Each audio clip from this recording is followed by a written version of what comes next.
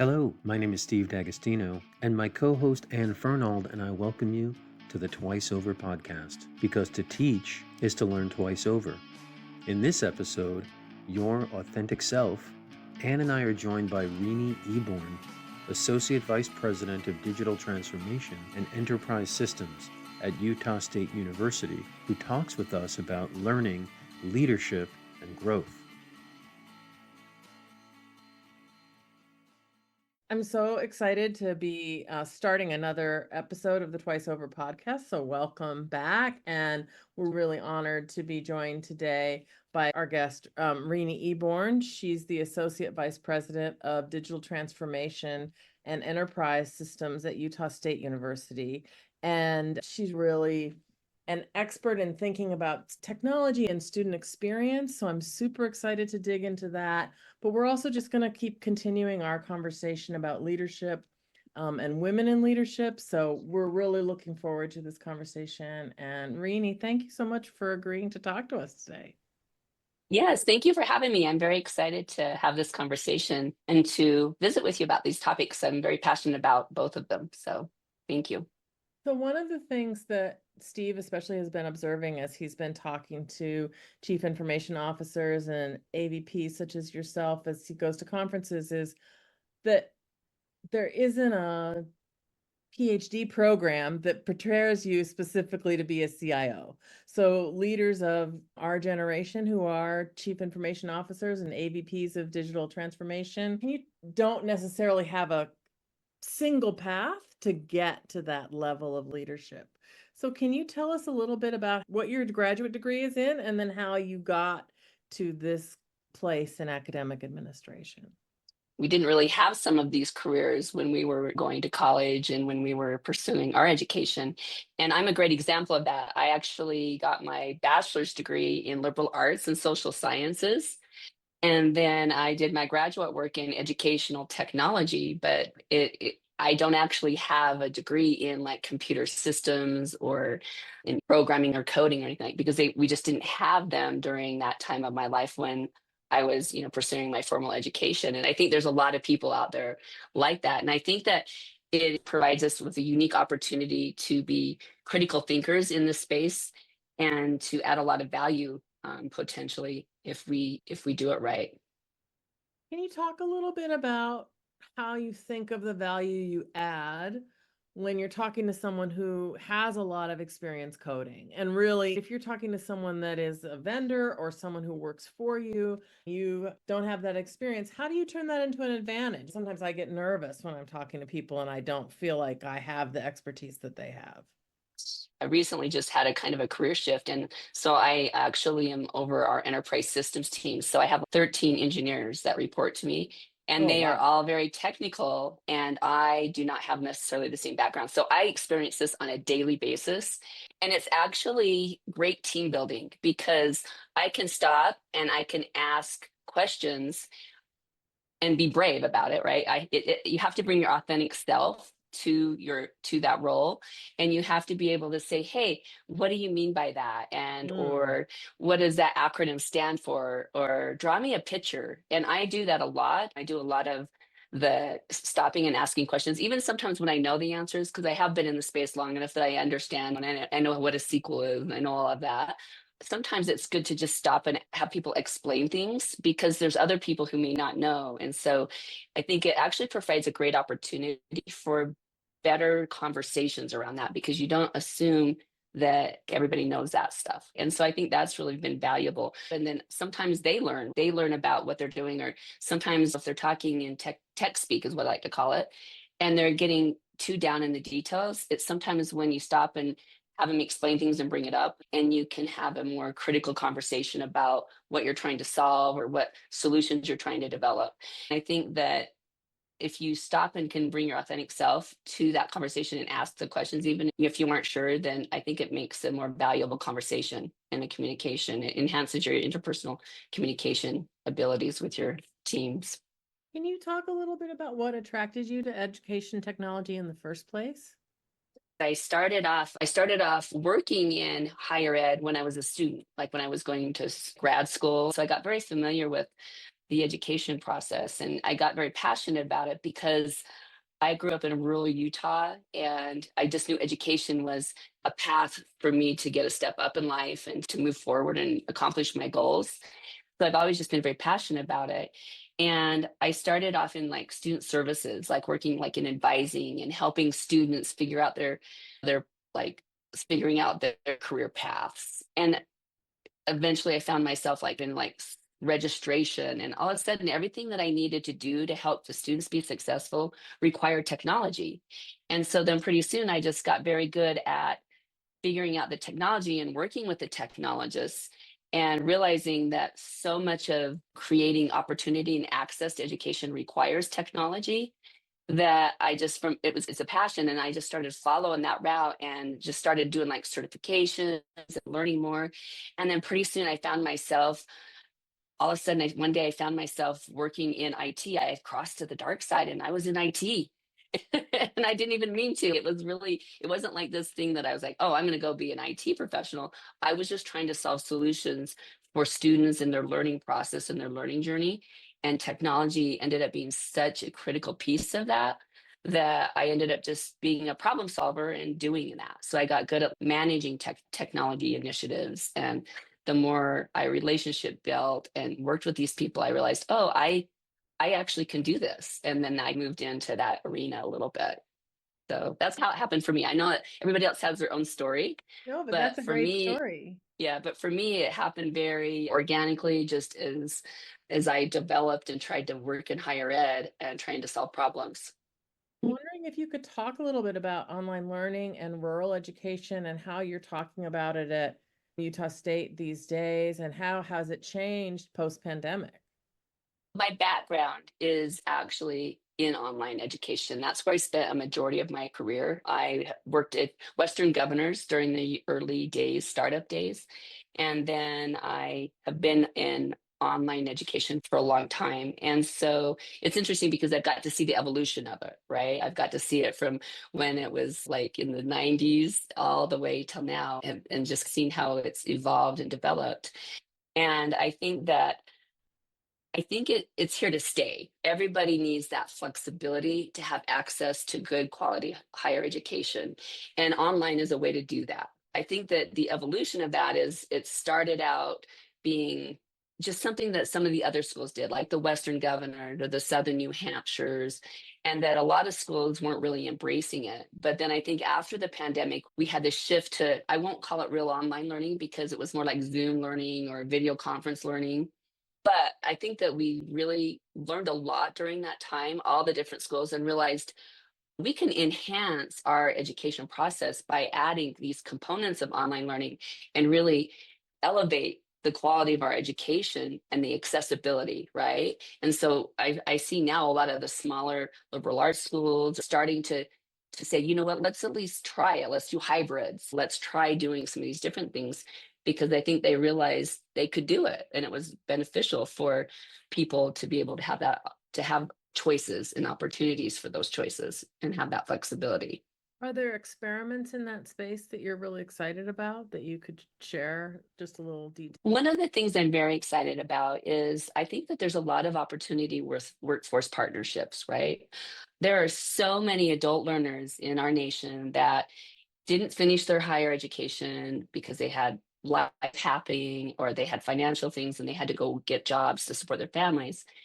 And they're out in the workforce, and they may need an advanced degree to move up in their career and learn different things.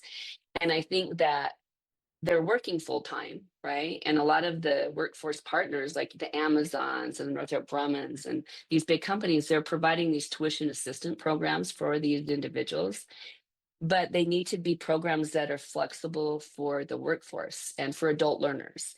So I think there's a lot of interesting and fun things going on right now in that space, where universities are working with these big, or with these vendors or with these companies, to carve out curriculum programs that meet their workforce needs as well as meets the needs of the adult learner, right? Putting them online, or having it be so that they have labs and experiential learning on site where they're working, especially in healthcare. and some places like that. So I think that there's a lot of really great creative opportunities that are there and people are doing. And then also that they're starting to discuss and do more creative ideas around that, like flipping the models and things like that. You mentioned in your earlier response about online learning in the 90s with Western governors.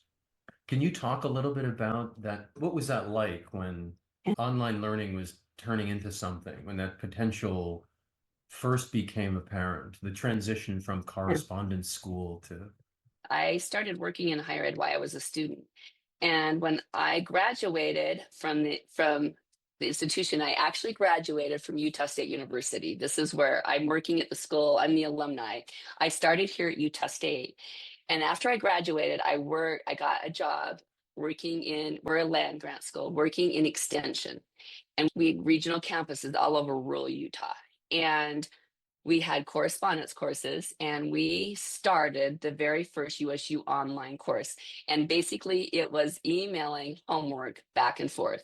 And then then I started working with some instructional designers and some technologists, and they were like, you know what, we can automate this better. And so we started automating things. And so I was here actually at Utah State University when USU Online, our online division, started. And I was part of that initial team with some really great people. And then it progressed, and pretty soon it was like, you know what, we can do more. And we started developing our own custom LMSs, right? Our learning management systems. And I think lots of schools across the nations that was doing this. But it was very much for those remote distance ed. The term distance ed got very popular, and they called it distance ed.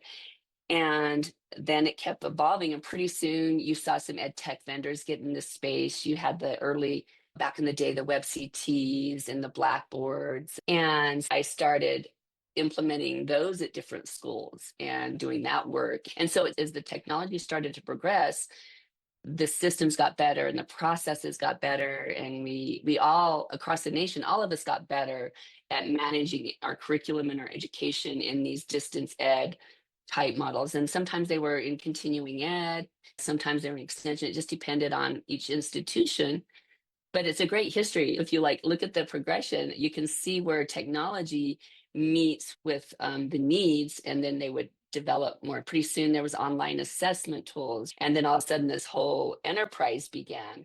And higher ed, like some of this online schools, they jumped in really big, especially the for-profits at the time. We saw that happen. And I think now we have got to this point where the technology is available and it can be really good and offer great learning experiences. And I think it's being more readily accepted and it's more common. It's common practice now, right? That it's just high school students do online classes, college students do them. And but going through that evolution has been fun for me, as you were asking about my journey, because for one, first of all, we had to deal with the political, online education isn't as good as the traditional education.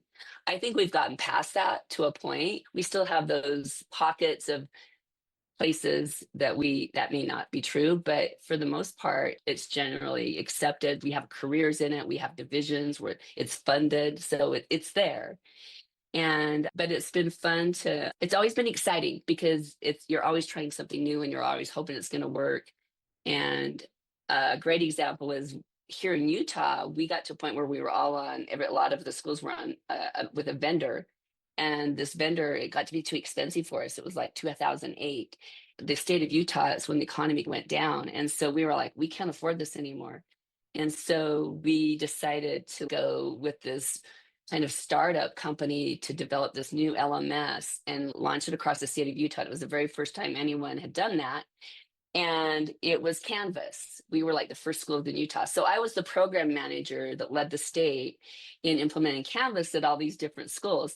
And I was scared to death. I'll tell you that. Literally, we went live the very first year with I felt like it was like with a web page and an assessment tool and the login. Like, really? But you look at it now, and Canvas has got the market share, right? They've evolved. And it was fun to be part of that process.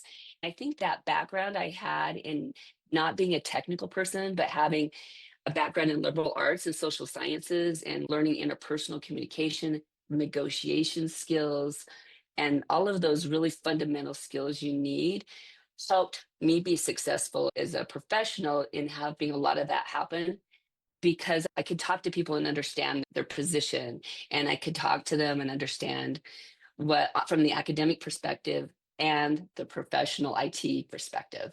And I think that's really been helpful in my career path in being able to rely on those skills to get some of that stuff evolved, and so that it could get to a place where it could really be, a solid platform for learning. It's funny, I had a friend I worked with who's an instructional designer. He's written a lot about the integration of technology, and he's from Scotland.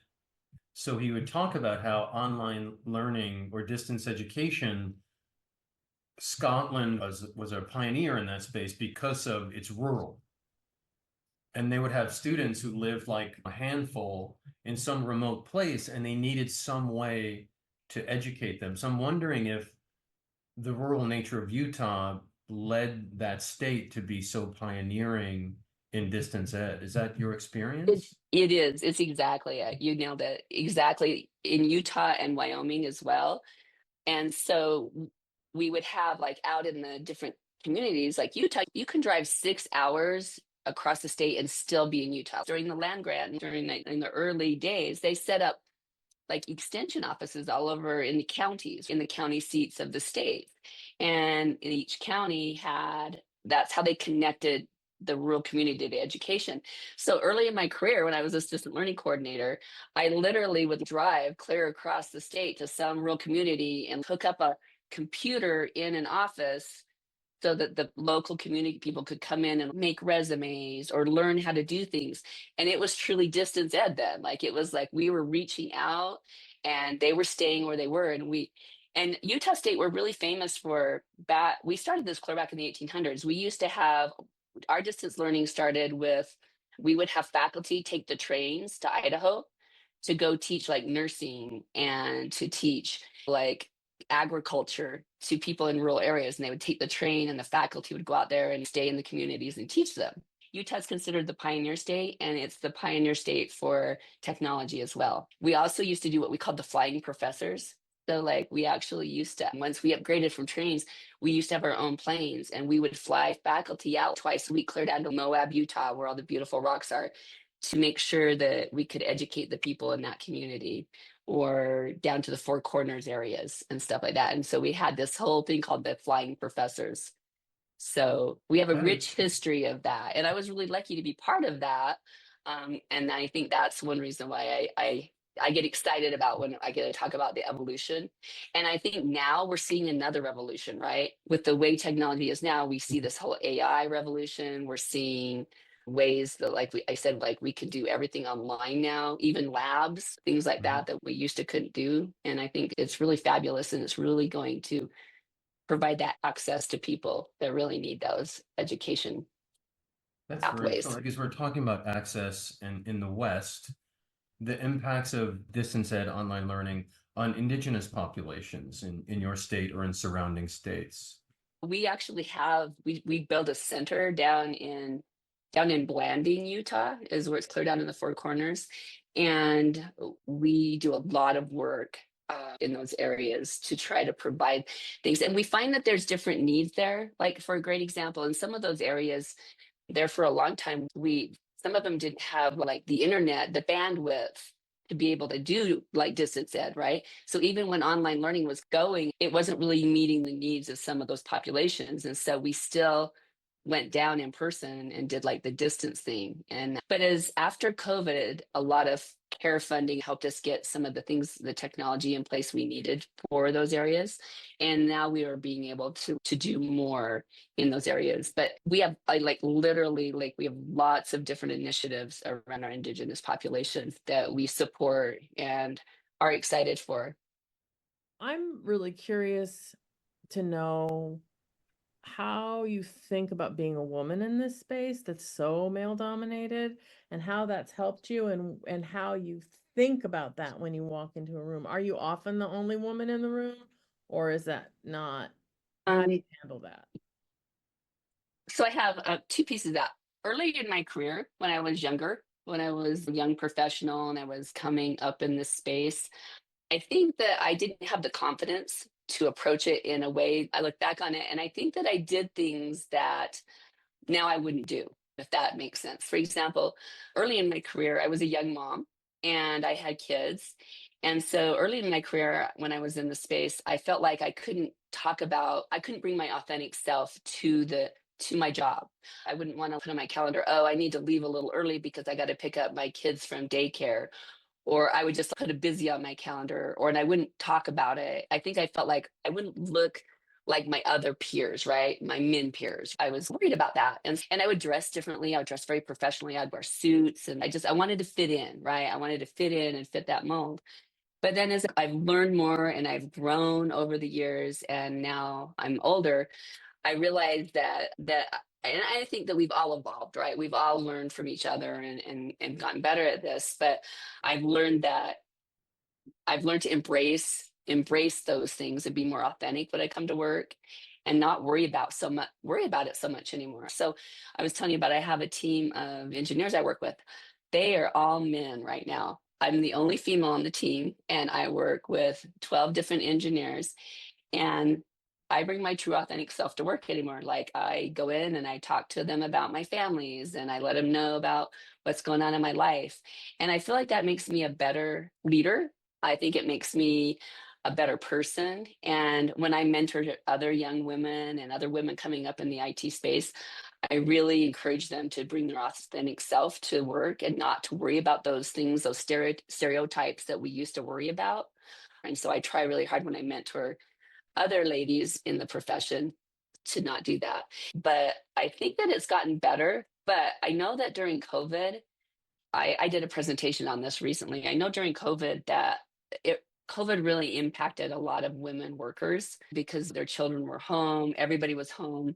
There was a Gartner report about how women are leaving IT a little bit because of some of the things going on in that space. And so I'm a little worried about that. And I hope that as we've come back and rebounded and are moving forward, that kind of recovers and that we can be a lot more supportive. And I think I'm seeing that. Like, I think people are more flexible with remote working or leaving half days working from home and Right. stuff like that. So I think that's been one positive thing that's came out of that whole pandemic, is that I think people are more flexible. I want to stay in that space Mhm. about embodiment and gender representation and the attendant stereotypes. And circle back to your very first answer about vulnerability and authenticity. And I'm wondering if you had colleagues or subordinates or supervisors who mistook your empathy and authenticity as a signal that you're not really cut out for IT leadership. I think I do get some of those responses. And the way I react to those is it used to really bother me and I would get a little bitter about it or I would complain about it. And now I look at it as an opportunity to show up and do a really good job and surprise people. I love to surprise people. And so I think that is if you can have a good attitude about it, because you're not going to change people's attitudes about it, right? There are going to be those people out there that are like, oh my gosh, is she going to tell another story about her children? I think it's probably experience and age and going through the school of hard knocks that we all have. But I don't let it get me down. I think that if we stay positive and if we stay true to our convictions and our passions and let it roll off your back and encourage other people, other parents or other people that have situations where they have their caregivers of their parents, I think that's a more positive approach. And I think if you kill them with kindness, right? And try not to let it get you down, but just to continue to move forward with what your goals and ambitions and not look and compare yourself to other people, right? That's the best way of doing it. I really love being underestimated because it Yeah. really lights a fire under me. And Yeah. I'm often underestimated too for some of the same reasons that you say. I think friendly and not leading with credentials or fancy vocabulary. So I love that. What I strongly dislike and what I still find very challenging is moments when I'm not in the room and people are brainstorming whom should we call to be on that panel, whom should we nominate for that prize? And I'm not Mhm. there to speak up for myself. And I perceive, and I don't know, Mhm. but my perception is that my demeanor and my gender mean that I don't rise to the top of people's lists as quickly. And I'm wondering how you deal with that in professionally, because there are lots of professional opportunities that you don't even know that you've missed it. And then you get to the conference and the organizer says, "Oh, we couldn't figure out who to have for a plenary." And you want to say, "You could have called me, you Yeah. know." No, I have that happen too. And it is a little frustrating. And you asked me how I deal with that. I think that, like you, it puts a fire under me to figure out how to promote myself in ways that people will want to think of me and will want to include me in those professional discussions. So it's all about perception. And so my goal is to change my perception so that I can progress. And I try not to let the other people be in control of my feelings and my actions and my goals, if that makes sense. It's hard. It's hard to do. Really And hard, I but I have think girlfriends that I complain to. right. Have to get the text chain popping. But I think Exactly. one of the most interesting things about cybersecurity in particular that I learned is it seems when you think about it from the outside really binary, right? It seems like we've had a data breach or we haven't. Mhm. But when I was on the committee as a faculty member on our security committee, what our head of cybersecurity was explaining to me was you it's like dials, right? You can make everything completely locked down and secure, and it would take an email at half hour to be sent because you'd have three-factor authentication to log in and you get logged out after 5 minutes and Yeah. you lose all the utility of email. Or you can have absolutely no security at all and the email system's going down all the time because people are so you have to um move the dials to think about how much security do we want versus how much ease do we want. And that is not about knowing the coding. That's Exactly. about understanding the purpose. Yeah, that's understanding the problem, right? And problems are solved by humans. It may be a technical solution, but we are the ones that have to have those conversations, those negotiations, those ideations to figure out that balance, right? To be able to do some of that. Yeah, I agree. So I find that so interesting. Rainey, this has been such a fun conversation and I love your stories. And I grew up in Seattle, so I love hearing about the West always. But as we come to the close of our time, even though we're talking to CIOs who aren't necessarily primarily teachers, this started out as a teaching podcast.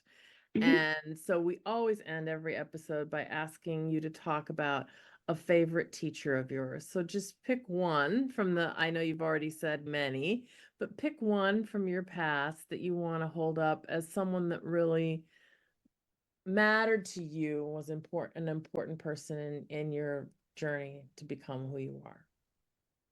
I had a high school teacher that her name was Mrs. Curl. I'm going to just call her right out. And Mrs. Curl was this great lady that moved to the country. She was a city girl and she moved to the country to be a teacher in a small rural school. And I thought she was so cool. She would dress nice. She was so smart. She was my math teacher and she was my dance teacher. And she took me under her wing and believed in me. And she told me, you can do anything you want to do if you work hard enough for it. And so whenever I get in hard times, like when I'm trying to learn hard technology things or lead technology initiatives that are hard, I always stop and I listen to her voice in the back of my head that tells me that you can do it if you really want it, if you just keep your growth mindset. And she was fabulous. And to this day, I still think of her as one of the people that influenced my life greatly. And then most recently, I can tell you, I just finished a certification at Stanford University, a boot camp on design thinking. And I had the best coach. I'm going to call him out. His name is Parker Gates. And he has just influenced me to try to do things so much differently as I move forward in the next year or so around creating solutions that solve real problems. So those are two people that I really appreciate and want to call out for influencing my life. Those are great answers. And how awesome to have had that champion when you were growing up. It's so wonderful to have someone who believes in you so Yeah. completely that you believe it. Yeah. That's really great. Rini, thank you so much for Yeah. your Thank you. great talking to you. Rini, thank you so much. Rini, thank you so much. It was so great having you on the podcast. We really appreciate you taking the time to talk with us today.